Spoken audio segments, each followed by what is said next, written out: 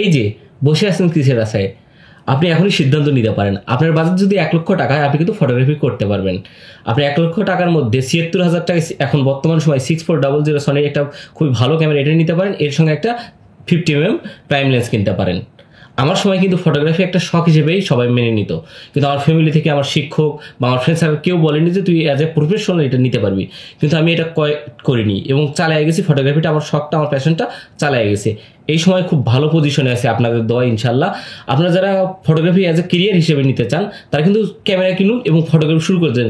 5-10 হাজার ছবি তুলুন, অবশ্যই ভালো ছবি তোলার শিখে যাবেন এবং এগুলো শেয়ার করুন ফেসবুকে, ইনস্টাগ্রামে, যত সোশ্যাল মিডিয়া সব কিছুতে শেয়ার করুন এবং নেগেটিভ যে ফিডব্যাক এগুলো নেওয়া শিখুন। নেগেটিভ ফিডব্যাকগুলো নেওয়া হইলে হবে কি, আপনার কোথায় ভুল হচ্ছে, কোথায় কি করলে ভালো হবে এটা শিখতে পারবেন। কখনোই ডিমোটিভেট হবেন না। অনেকে অনেক কিছু বলবে, এটা কেরিয়ার ভালো না, বিয়ের ফটোগ্রাফি করি, বিয়ে বাড়িতে ছবি তুলিস, এটা অ্যাজ এ কেরিয়ার খুবই ভালো হবে না। কিন্তু আমি মনে করি বর্তমান সময়ে এসে অ্যাজ এ ফটোগ্রাফার এবং ফটোগ্রাফি কেরিয়ারটা খুবই ভালো হতে পারে।